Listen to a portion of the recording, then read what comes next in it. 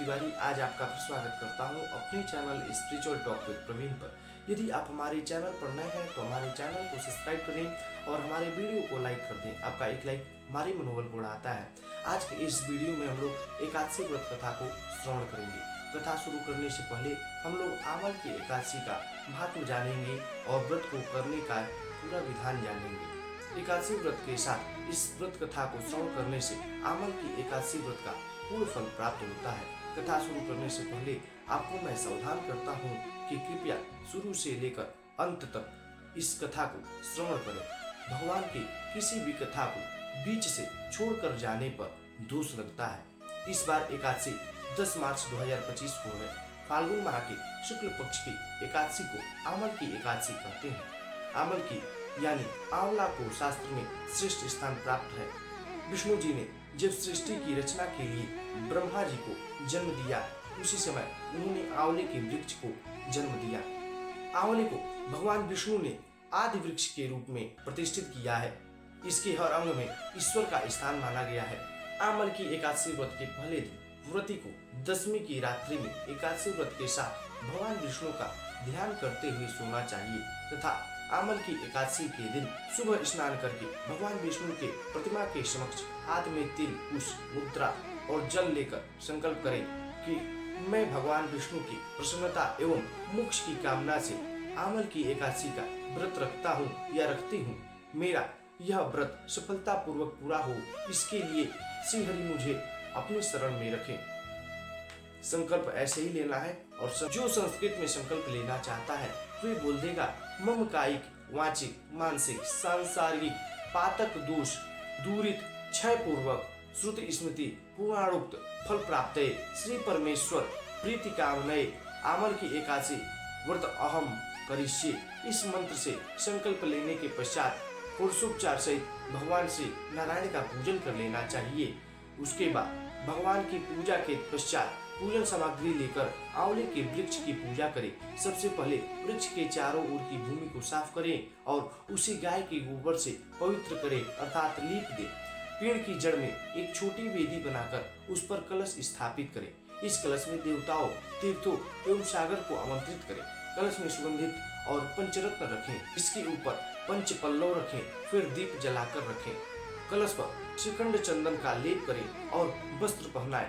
अंत में कलश के ऊपर श्री विष्णु के छठे अवतार परशुराम की स्वर्ण मूर्ति स्थापित करें और विधिवत रूप से परशुराम जी की पूजा करें। द्वादशी के दिन सुबह ब्राह्मण को भोजन करवाकर दक्षिणा दे, साथ ही परशुराम की मूर्ति सहित कलश ब्राह्मण को भेंट दे। इन क्रियाओं के पश्चात पारायण करके अन्न जल ग्रहण करें। भगवान विष्णु जी ने कहा है, जो प्राणी स्वर्ग और मोक्ष प्राप्ति की कामना रखते हैं उनके लिए फाल्गुन शुक्ल पक्ष में जो पुष्य नक्षत्र में एकादशी आती है उस एकादशी का व्रत अत्यंत श्रेष्ठ है। इस एकादशी को आमल की एकादशी के नाम से जाना जाता है। पौराणिक कथा के अनुसार इस सृष्टि का सृजन करने के लिए भगवान विष्णु की नाभि से ब्रह्मा जी उत्पन्न हुए। उनको स्वयं के बारे में जानने की चाह हुई। वे जानना चाहते थे कि उनकी उत्पत्ति कैसे हुई है। इन सवालों का जवाब जानने के लिए ब्रह्मा जी ने भगवान विष्णु की तपस्या प्रारंभ कर दी। काफी समय के बाद उनकी तपस्या से प्रसन्न होकर भगवान विष्णु ने उनको दर्शन दिया। उनके दर्शन पाकर ब्रह्मा जी भावुक हो गए और आंखों से जो आंसू निकले उन आंसुओं से ही आंवले के पेड़ की उत्पत्ति हुई।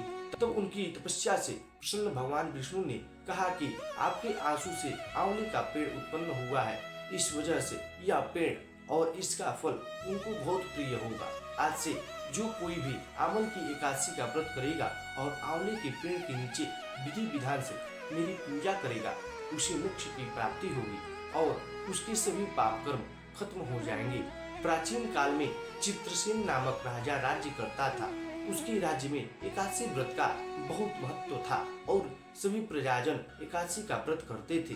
वहीं राजा की आमल की एकादशी के प्रति बहुत श्रद्धा थी। एक दिन राजा शिकार करते हुए जंगल में बहुत दूर निकल गए। तभी कुछ जंगली और पहाड़ी डाकुओं ने राजा को घेर लिया। इसके बाद डाकुओं ने शस्त्रों से राजा पर हमला कर दिया, मगर देव कृपा से राजा पर जो भी शस्त्र चलाए जाते थे वे पुष्प के समान बदल जाते थे। डाकुओं की संख्या अधिक होने से राजा संज्ञानहीन होकर धरती पर गिर गए। तभी राजा के शरीर से एक दिव्य शक्ति प्रकट हुई और समस्त राक्षसों को मारकर अदृश्य हो गई। जब राजा की चेतना लौटी तो उसने सभी राक्षसों को मरा हुआ पाया। यह देखकर राजा को आश्चर्य हुआ कि इन डाकुओं को किसने मारा। तभी आकाशवाणी हुई कि हे राजन, यह सब राक्षस तुम्हारे आमल की एकादशी का व्रत करने के प्रभाव से मारे गए हैं। तुम्हारी देह से उत्पन्न आमल की एकादशी की वैष्णवी शक्ति ने इन्हें मारकर वहां पुनः तुम्हारे शरीर में प्रवेश कर गई है। यह सुनकर राजा प्रसन्न हुआ और वापस लौटकर राज्य में सबको एकादशी का महात्मा बताया। प्रेम से बोली श्री सत्यनारायण जी महाराज की जय, विष्णु भगवान की जय, वृंदावन बिहारी लाल जी महाराज की जय। आज के लिए इतना ही, फिर मिलते हैं कल एक नई वीडियो के साथ। तब तक के लिए जय श्री राम, धन्यवाद।